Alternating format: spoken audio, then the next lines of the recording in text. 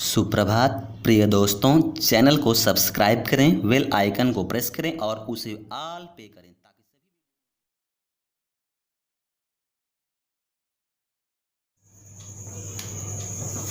सुप्रभात प्रिय छात्रों। आइए बच्चों, मैं आज आप लोगों के लिए क्लास कक्षा 11 की विषय जीव विज्ञान अध्याय 1, जिसका चैप्टर का नाम है जीव जगत, और NCERT के क्वेश्चन और आंसर हम आपसे डिस्कस करेंगे। और हमारे डिस्कस करने से ही आपको सभी प्रश्नों का आंसर मालूम हो जाएगा। प्रश्नों के माध्यम से ही हम अपने इस पूरे चैप्टर को समझेंगे। ठीक है, तो आपने देखा होगा कि रिजल्ट एकदम नंबर 1 का आता है। जो भी बच्चे हमसे और हमारे इस चैनल से जुड़ जाते हैं तो उनका रिजल्ट 100%, 1% नहीं, यानी कि 100 में 100% रिजल्ट आता है। तो इसलिए आप भी इसमें यदि ना जुड़े हों तो चैनल को सब्सक्राइब कर लीजिए और लाइक और शेयर कमेंट करिए। आपका कुछ पैसा इसमें नहीं जाता है, बल्कि क्या होता है कि हम और खुश हो जाते हैं। ये हमें जानकारी मिल जाती है कि हमारी और आपके बीच की बॉन्डिंग मजबूत हो गई है। ठीक है, मेरी बात आप तक समझ में आती है और आपकी बातें हमारे तक समझ में आती है। ठीक है बच्चों, तो आपने देखा होगा कि क्लास 12 का रिजल्ट नंबर 1 का था, और इसी को देखते हुए बहुत से बच्चों ने कहा कि सर हमें हिंदी मीडियम की भी क्लास चाहिए। तो हमने कहा आपके लिए हिंदी मीडियम की भी क्लास हम देते रहेंगे। हाँ, ये होगा कि जितने भी NCERT के क्वेश्चंस हैं उन क्वेश्चंस के आधार पे हम पूरे चैप्टर को, आपका पूरा चैप्टर क्लियर करेंगे। कहीं पर कोई प्रॉब्लम्स आ ही नहीं सकती, बहुत ही सरल शब्दों में। ठीक है, तो आइए स्टार्ट करते हैं। सबसे पहले आप देखिए प्रश्न नंबर 1 क्या कह रहा है कि जीवों को वर्गीकृत क्यों करते हैं। ठीक है, जीवों को वर्गीकृत क्यों करते हैं। अब बताइए, आप भी तो जानते हैं घर में बहुत से सामान होते हैं, कौन सा सामान कहाँ पर रखना है, आपकी कॉपी किताब कहाँ पे रखनी है, बैग में कौन कौन सी बुक रखनी है। ठीक है ना, तो ये सब आप क्या करते हैं। आप जानते हैं कि आप साइंस के स्टूडेंट हैं, तो आप हर एक कार्य को बहुत ही सिस्टमेटिक ढंग से करते हैं ना। इसलिए करते हैं कि जब भी हमें आवश्यकता पड़ेगी हम तुरंत उस चीज को प्राप्त कर लेंगे, कि नहीं। और अगर आप वर्गीकृत करके, क्लासिफाइड करके नहीं करेंगे कि कौन सा सामान कहाँ पे रखा है, तो आप ढूंढते रह जाओगे, कि नहीं, आप परेशान हो जाओगे, तब तक टाइम निकल जाएगा। तो इसीलिए हमें यह ध्यान देना है कि पहला प्रश्न ही आपके इस NCERT बुक्स में पहला प्रश्न ही पूछ लिया गया है कि जीव जो भी होते हैं, जीवों को वर्गीकृत क्यों करते हैं। आप जानते हैं जीव कौन होते हैं। जीव एनिमल से भी होते हैं और प्लांट से भी होते हैं, जंतु भी होते हैं और पौधे भी होते हैं। तो अब आप बताइए, इतने ढेर सारे जंतु हैं, आप कैसे अध्ययन करोगे एक साथ। और इतने ढेर सारे प्लांट्स हैं, हर एक प्लांट्स को आप कैसे स्टडी कर लोगे। तो इसके लिए हमें किसकी आवश्यकता पड़ी थी कि हम इसको क्या करें, क्लासिफाइड कर दें, वर्गीकृत कर दें, छोटे छोटे पार्ट में डिवाइड करके स्टडी करेंगे तो हम बहुत अच्छे से स्टडी कर ले पाएंगे। तो आइए हम आपको बता देते हैं कि भैया जितने भी जीव हैं, चाहे एनिमल्स हों चाहे प्लांट्स हों, ठीक है ना, आपको ये समझना पड़ेगा कि हम इनको कैसे व्यवस्थित करें, कैसे वर्गीकृत करें। तो पहला नंबर तो यही है कि जीवों की सरलता से पहचान हेतु। किस लिए करते हैं भाई, जीव जितने भी हैं, चाहे एनिमल्स हो प्लांट्स हो, उनको बहुत सरलता से हम पहचान सकें। पहला नंबर तो ये आप लिखेंगे। दूसरा नंबर आप लिखेंगे कि अन्य स्थानों के जीवों के अध्ययन हेतु। भाई और भी स्थान में जो जीव पाए जाते हैं उनका आप अध्ययन करेंगे। ठीक है ना, इसलिए दूसरा पॉइंट हो जाएगा कि दूसरे स्थानों के जीवों के अध्ययन हेतु। तीसरे पॉइंट से अगर बात किया जाए तो जीवाश्मों के अध्ययन हेतु। आपको पता है ना कि बहुत प्राचीन समय पहले बहुत से ऐसे जीवाश्म हो गए जो कि चट्टानों के नीचे क्या थे, दब गए थे, तो उनके आज अवशेष देखने को मिल रहे हैं, इसलिए हम उनको क्या कहते हैं, जीवाश्म कहते हैं। तो वर्गीकृत करेंगे तो इसलिए हम थर्ड पॉइंट ही लेंगे, जीवाश्मों के अध्ययन हेतु। भाई चौथा पॉइंट अगर की बात करें तो समूह बना करके सभी जीवों का अध्ययन किया जा सकता है, जबकि सभी जीवों का अलग अलग अध्ययन संभव नहीं है। हमने आपको बताया ना, इतने एनिमल्स हैं, इतने पौधे हैं और इतने जंतु हैं कि आप ही बताओ कि कैसे आप इनका जो है एक साथ स्टडी कर लोगे, नहीं कर पाओगे ना। तो आप क्या करोगे, ग्रुप बनाओगे, समूह बनाओगे और उसको अलग अलग ग्रुप में जिसके लक्षण बाहर से देखने में भी एक समान हो, कौन उसके हैबिटेट सबके आधार पर आप क्या करोगे, उनका ग्रुप बनाओगे ना। तो एक ग्रुप में अलग, एक ग्रुप में अलग। अब जैसे आप मान लीजिए कि हम लोगों का ग्रुप क्या है, हम लोगों का ग्रुप में अगर देखा जाए तो जब क्लासिफाइड किया गया है तो क्लास किसके अंतर्गत रखा गया है हम लोगों को, मैमेलिया स्तनधारी के अंतर्गत ना। अब मैमेलिया स्तनधारी में केवल मनुष्य ही नहीं आते हैं, उसमें भी बहुत से एनिमल्स आते हैं, ठीक है ना। अब जैसे काऊ है, बफेलो है, तो ये सारे जो हैं ये भी एनिमल्स हमारे ही क्लास में रखे गए हैं। तो इस तरह से हम क्या करते हैं, जब एक ही समूह यानी समूह बना करके हम जीवों का अध्ययन करते हैं, जबकि सभी जीवों का अलग अलग अध्ययन करना संभव नहीं होता है। बात समझ में आ गई ना। नेक्स्ट पॉइंट की बात अगर हम करते हैं कि वर्गीकरण से जीवों में समानता और असमानता का पता चलता है। अब भाई बहुत से जीव, बहुत से एनिमल्स, प्लांट्स हैं, तो हम उनको कैसे पहचानेंगे, भाई इसमें इस प्लांट्स में क्या सिमिलरिटीज है, क्या डिसिमिलरिटीज है, क्या समानता है, क्या असमानता है, या ये जंतु ऐसा है, इसमें ये जंतु इस जंतु में, दोनों में क्या समानता, क्या असमानता, क्या डिफरेंस है कि नहीं। तो आप 5वें पॉइंट्स में यही लिखोगे कि वर्गीकरण से जीवों में समानता और असमानता का भी पता चलता है, जिससे विभिन्न जीव समूहों के क्या है के बीच संबंध का ज्ञान होता है, ठीक है ना। नेक्स्ट पॉइंट आप क्या नोट करोगे कि विभिन्न टैक्सा के विकास हेतु, विकास तो आप समझ गए होंगे ना, विकास का मतलब इवोल्यूशन, कैसे विकास हुआ है। ऐसा नहीं कि डायरेक्ट ही हम लोग पृथ्वी पे आ गए, ऐसे हम लोगों का जो अस्तित्व है वो हमारे पूर्वज कैसे थे और उन्होंने कैसे विकास करके आज यहाँ तक पहुँच पाए हैं। तो यानी इसकी भी जानकारी अगर देखा जाए तो विभिन्न टैक्सा के विकास का भी पता चलता है। तो इस तरह से आप जो है समझ गए होंगे क्वेश्चन नंबर फर्स्ट का आंसर, ठीक है ना, कि हम जीवों को क्यों वर्गीकरण करते हैं। भाई जीवों की सरलता से अध्ययन कर सके, समूह बना करके जीवों का अध्ययन करेंगे, लेकिन सभी जीवों का अलग अलग अध्ययन करना संभव नहीं है। हाँ, और जीवों में क्या समानता क्या असमानता है उसमें हम डिफरेंस करेंगे, उसमें पता चलता है। हाँ, और कि एक जीव का दूसरे जीव से क्या संबंध है। इसलिए ये पहला क्वेश्चन का आपका कंप्लीट हुआ। सेकंड क्वेश्चन आप देखिए क्या कह रहा है कि वर्गीकरण प्रणाली को बार बार क्यों बदलते हैं। अब ये भी बात है, पहले तो प्रश्न यही आपसे पूछा गया कि भाई हम वर्गीकृत क्यों करते हैं, तो ये तो आप जान गए, लेकिन वर्गीकरण प्रणाली को हम बार बार क्यों बदलते हैं, ये भी तो बात है। तो अब अच्छा आप ही बताइए कि बहुत प्राचीन समय पहले अगर आप देखें तो जितना आज का डेवलपमेंट्स या टेक्नोलॉजी का हो डेवलपमेंट्स हो या जीवों का डेवलपमेंट्स विकास रहा हो, आज बेहतर है ना। तो बदलेंगे तो किस लिए बदलेंगे, इसीलिए बदलेंगे ना कि आज जो परिवर्तन हमें देखने को मिला है तो हम वर्गीकरण प्रणाली को क्या करेंगे, बदलेंगे। यानी कि आप ये कह सकते हैं इस तरह से कि ये जो वर्गीकरण की जो प्रणाली है इसको आप क्यों बदलते हैं। इसको बदलने के लिए आप अपने से ही आप सोचिए समझिए कि नए नए उपकरण बनते हैं, बन रहे हैं ना, नई नई खोज होती है, नए नए टेक्नोलॉजी के विकास के साथ साथ वैज्ञानिक अध्ययन भी लगातार विकास होता रहता है, हो रहा है ना। नए नए ऑपरेटर्स बन रहे हैं, नई नई टेक्नोलॉजी का विकास हो रहा है। अच्छा, प्राचीन काल में वैज्ञानिक जीवों का जब वर्गीकरण करते थे तो कैसे करते थे, भाई वो जीव कहाँ रहते हैं, उनके आवास के स्थान पे उन जीवों का क्या गुण है, इसके आधार पर हम उसको वर्गीकृत करते थे ना।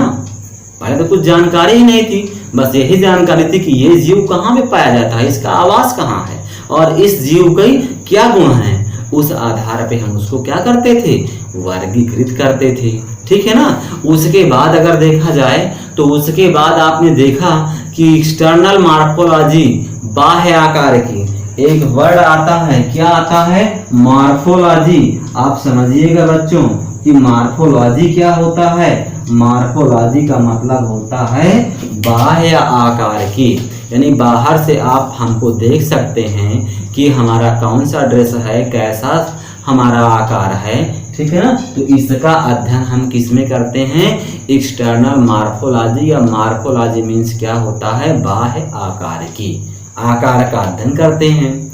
तो आपने देखा होगा कि शुरुआत में जीवों का किसके आधार पे, उसकी मॉर्फोलॉजी के आधार पे वर्गीकरण का मुख्य आधार था। लेकिन बाद में आपने क्या देखा कि बहुत से माइक्रोस्कोप बन गए, सूक्ष्मदर्शी का विकास हो गया। हाँ, ऐसी टेक्नोलॉजी आ गई तो सूक्ष्मदर्शी का उपयोग अब आपने देखा कि और भी ऑपरेटर्स क्या हुए, उनकी भी नई नई टेक्नोलॉजी का खोज हो गई। तो जब माइक्रोस्कोप की भी खोज हो गई, अन्य उपकरणों की भी खोज हो गई, तो उसके बाद और बदलने की आवश्यकता पड़ी ना। तो हम फिर किसका अध्ययन करने लगे, फिर मॉर्फोलॉजी के बाद आप देखते हैं एनाटॉमी का अध्ययन करने लगे। हम किसका अध्ययन करने लगे, एनाटॉमी। एनाटॉमी मीन्स क्या होता है, आंतरिक, क्या होता है, आंतरिक संरचना।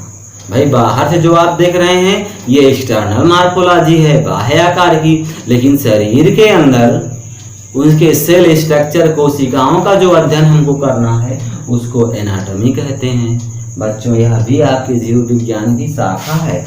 ध्यान दीजिएगा कि मॉर्फोलॉजी मीन्स बाह्य आकार की और एनाटॉमी मीन्स आंतरिक संरचना। इसमें बाह्य आकार की का अध्ययन करते हैं और इसमें हम क्या करते हैं, इसमें आप देख सकते हैं कि आंतरिक संरचना का अध्ययन करते हैं। ठीक है। और उसके बाद में आपने क्या देखा भाई, माइक्रोस्कोप का विकास हो गया तो शरीर के अंदर की भी संरचनाओं का अध्ययन किया जाने लगा। और क्या हुआ, एम्ब्रियोलॉजी का डेवलपमेंट होने लगा।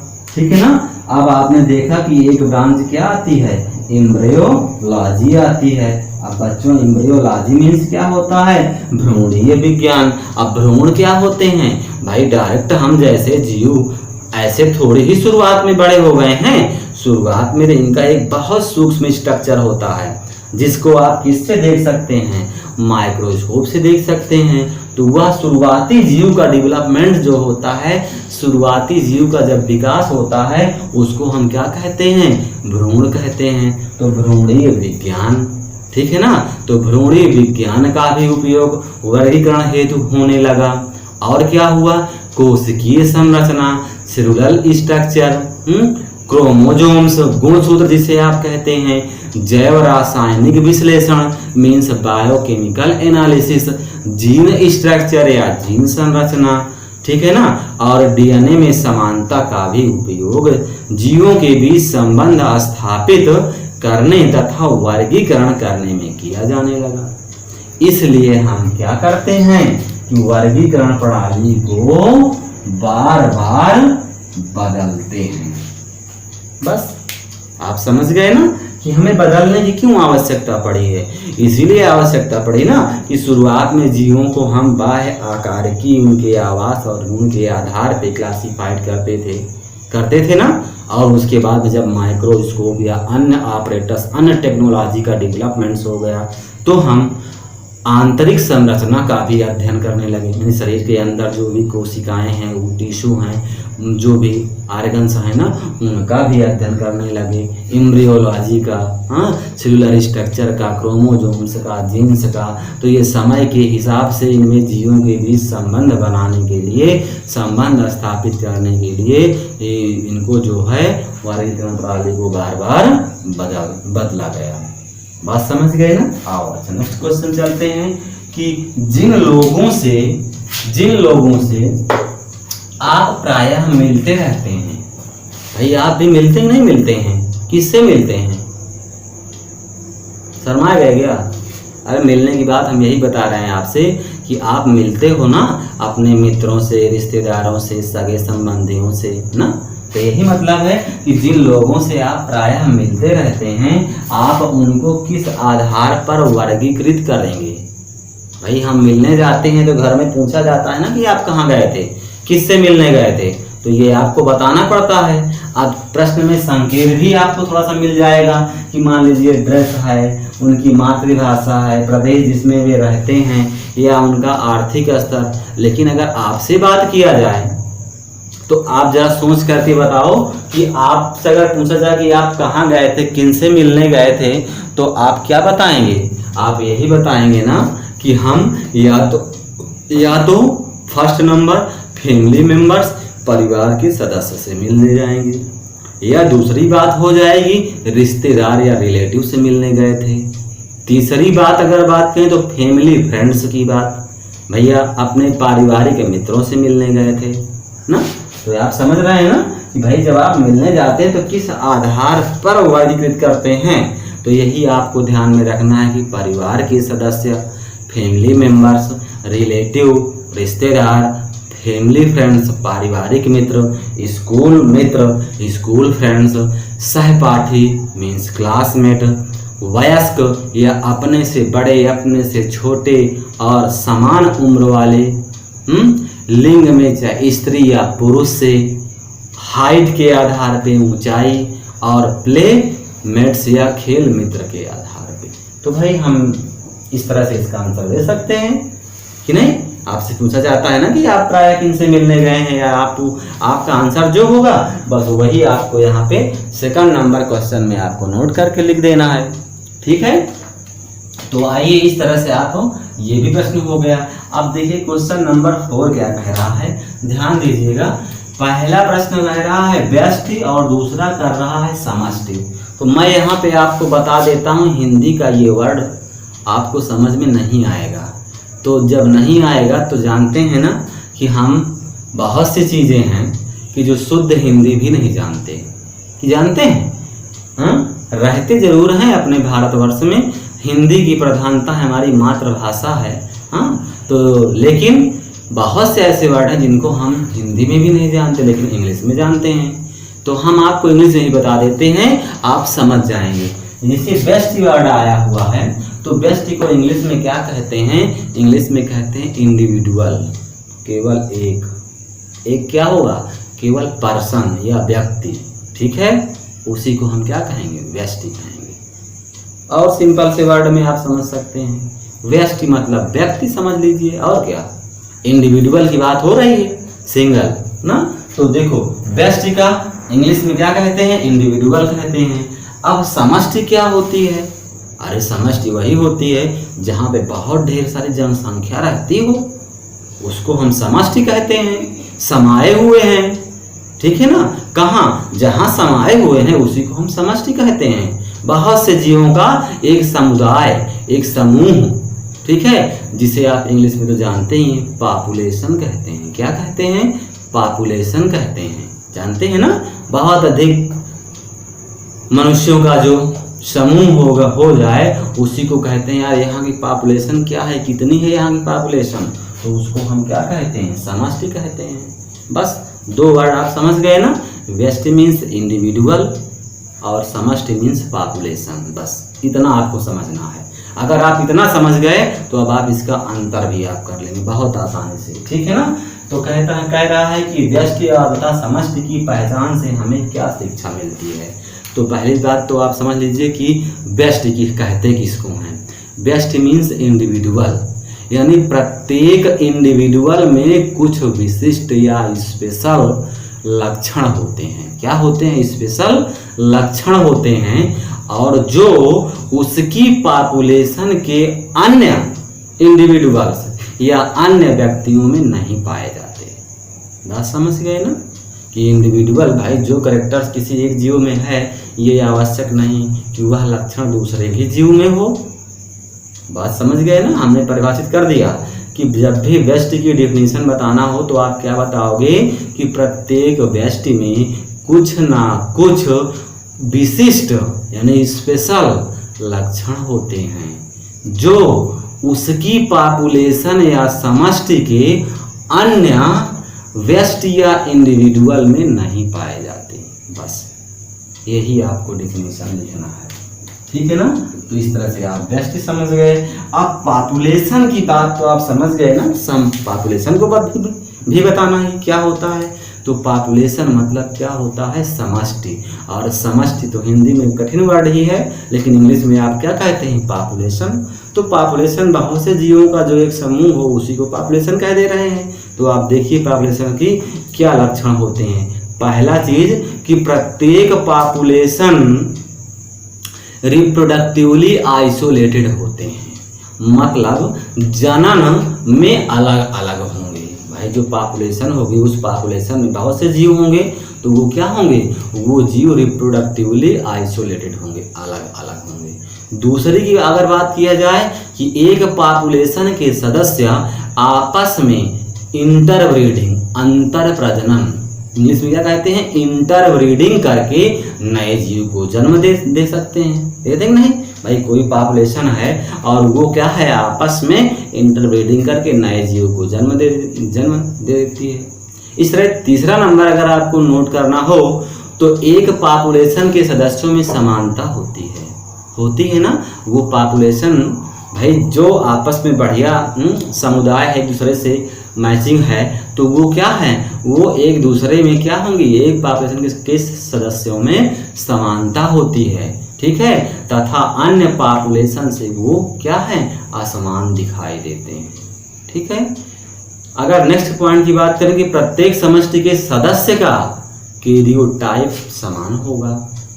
एक समष्टि के सदस्यों में आंतरिक संरचना में क्या होगी, समानता पाई जाएगी, ठीक है ना। आप समझ गए ना भाई, जो पॉपुलेशन है उसका भी इंटरनल जो स्ट्रक्चर होगा वह भी क्या होगा, समान होगा। तो इस तरह से आप जो है ये वाले क्वेश्चन का आंसर भी मालूम चल गया। अब देखो बच्चों, आम का वैज्ञानिक नाम पूछा गया है।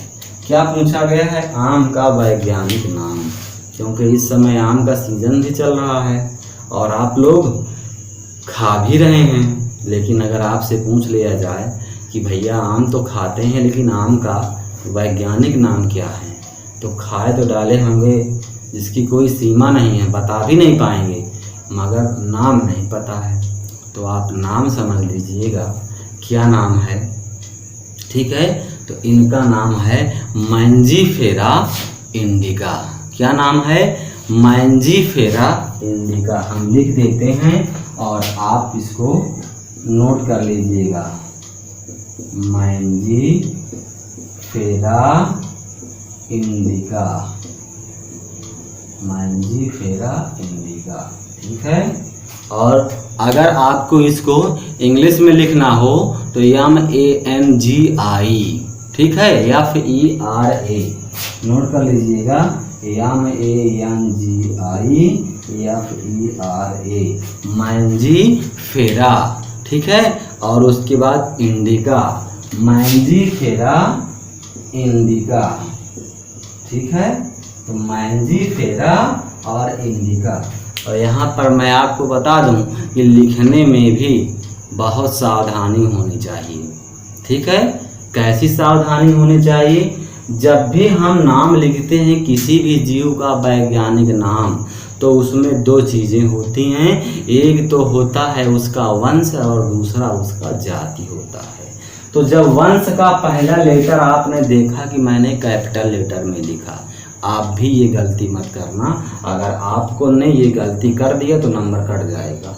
तो इसलिए जब भी वर्ड की शुरुआत करते हैं तो जीनस का, वंश का पहला लेटर आप कैपिटल लेटर में लिखेंगे, जबकि स्पीसीज का पहला लेटर स्मॉल लेटर से शुरुआत होता है, ठीक है। तो ये तो आम का वैज्ञानिक नाम हो गया मैंजीफेरा। वहीं पे आप मनुष्य का वैज्ञानिक नाम लिखें तो होमो सैपियंस, जिसमें कैपिटल H होगा और सैपियंस स्पीसीज यानी कि जाति है और उसका शुरुआती लेटर स्मॉल s से होगा, ठीक है ना। तो यहाँ तक बात क्लियर हो गई। तो आगे बढ़ते हैं हम लोग।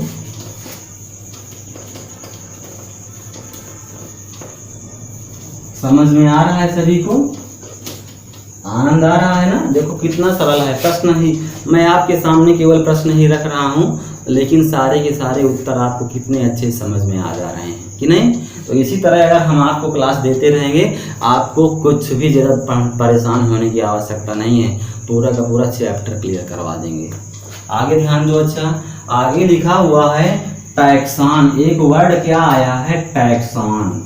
टैक्सॉन की परिभाषा बताना है और विभिन्न पदानुक्रम स्तर पर टैक्सा के कुछ उदाहरण भी देने हैं। तो अब भैया टैक्सॉन या तो आप कह सकते हैं टैक्सोनॉमी, ठीक है।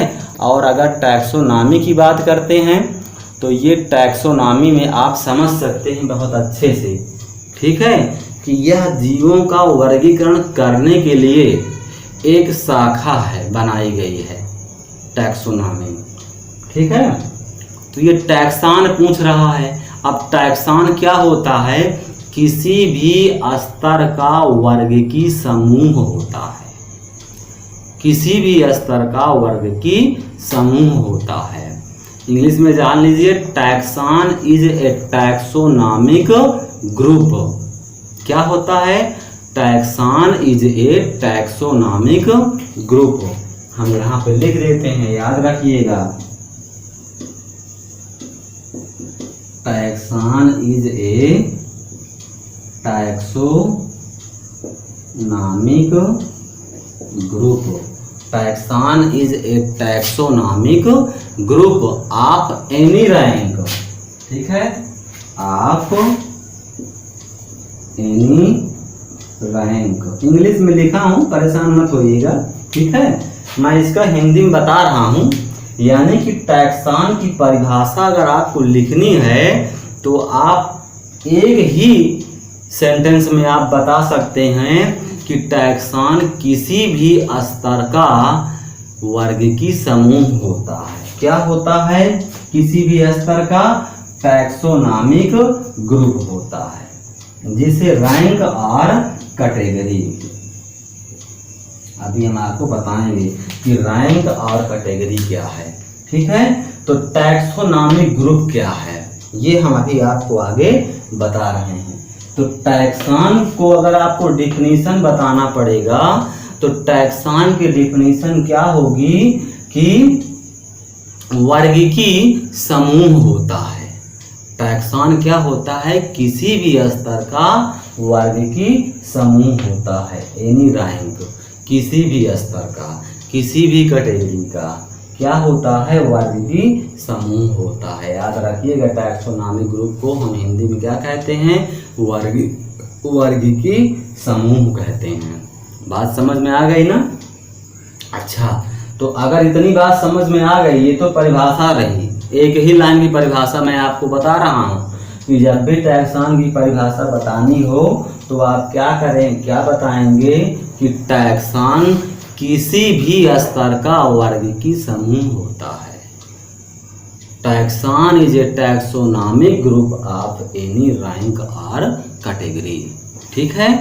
तो इस तरह से आप जो है इसकी डिफिनीशन आप बना सकते हैं। टैक्सॉन क्या होता है? किसी भी स्तर का वर्गीकी समूह होता है। बात समझ में आ गई ना? अच्छा, अब देखिए कि किसी भी स्तर पर जीवों के समूह को ये निरूपित तो करता ही है। उदाहरण में जैसे आप कह सकते हैं मक्का, मक्का, हाँ, और भी कहते हैं रोजेज, या आप कह सकते हैं कि घास में फैमिली, आर्डर, जीनस, क्लास, हाँ, डिवीजन, ये सभी क्या होते हैं? ये सब किसी भी स्तर के रैंक और कैटेगरी को क्या करते हैं? निरूपित करते हैं। तो मैं आपको देखो फिर लिख देता हूँ। सबसे पहले आप यहीं से देखो, अभी काम पड़ेगा आपका। तो जैसे आप लिखते हैं जगत, ठीक है ना? और जब जगत आप लिखते हैं तो जगत आप किस जगत के हो? पादप जगत के हो कि जंतु जगत के हो? बोलो बच्चों, आप किस जगत के हो? तो आप जंतु हो ना? तो आप क्या लिखोगे? आपका जगत क्या हो जाएगा? जंतु जगत हो जाएगा, ठीक है। अब जगत के बाद अगर आप देखें तो क्या आ जाएगा? संघ आएगा, जिसे आप फाइलम कहते हैं। अब जब फाइलम की बात कहेंगे तो फाइलम में आप क्या लिखते हैं? हाँ, तो जगत हो गया, ठीक है ना, जंतु जगत हो गया, फाइलम हो गया, ठीक है ना। अब फाइलम हो गया तो फाइलम को आप क्या लिखते हैं?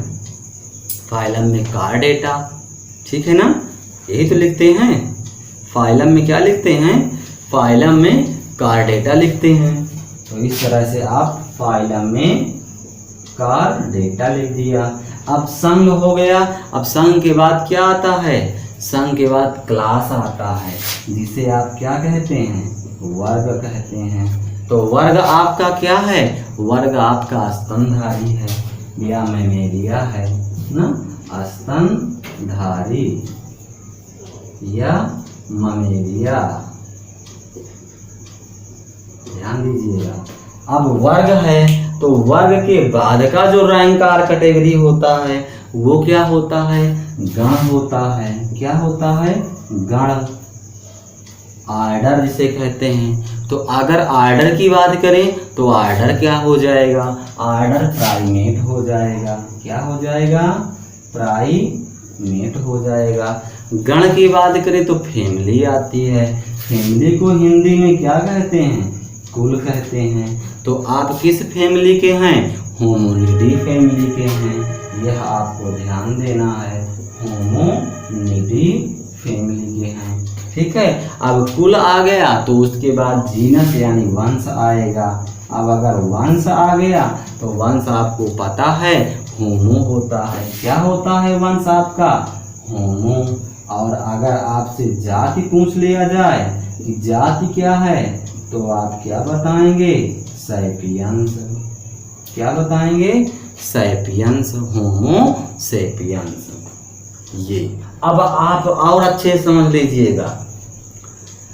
Taxon is a taxonomic group of any rank or category, यानी टैक्सॉन किसी भी स्तर का वर्गीकी समूह होता है।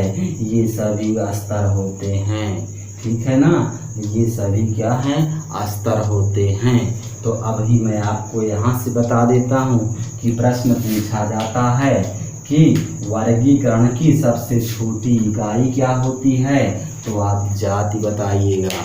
ये आपके कंपटीशन में आता है, चाहे टेट, सीटेट, सुपर टेट, कुछ भी एग्जाम आप देते हो तो पूछ लेता है कि वर्गीकरण की सबसे छोटी इकाई किसे कहा गया है, तो जाति आप बताते हो। हाँ, तब आप बताइए जातियां नहीं होंगी तो कैसे ये जंतु जगत बनेगा? ये जगत ही नहीं रहेगी, ना पौधों का जगत रहेगा ना एनिमल्स का जगत रहेगा।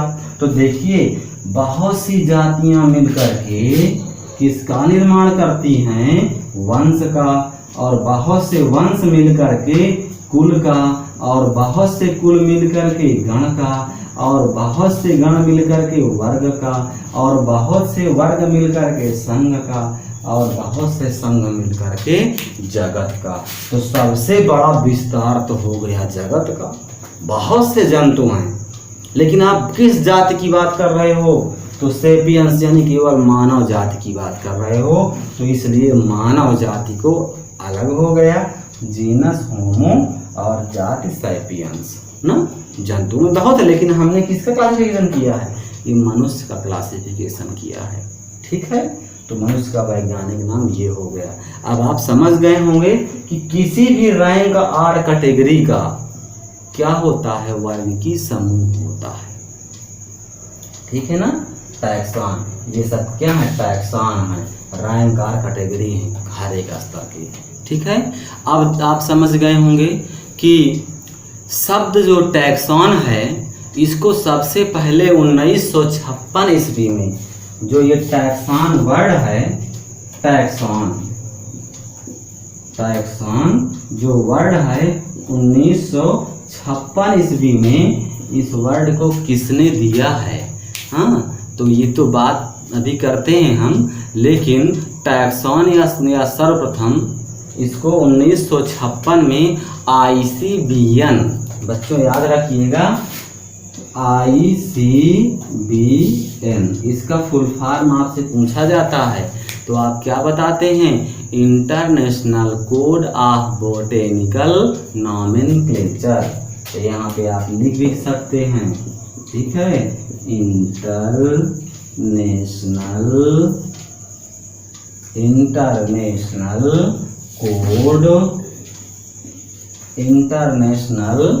आपने क्या लिखा,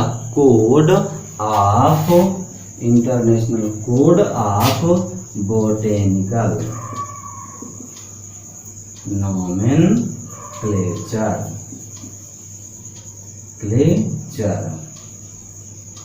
ठीक है, तो इस तरह से आप ICVN का फुल फॉर्म भी याद रखिएगा।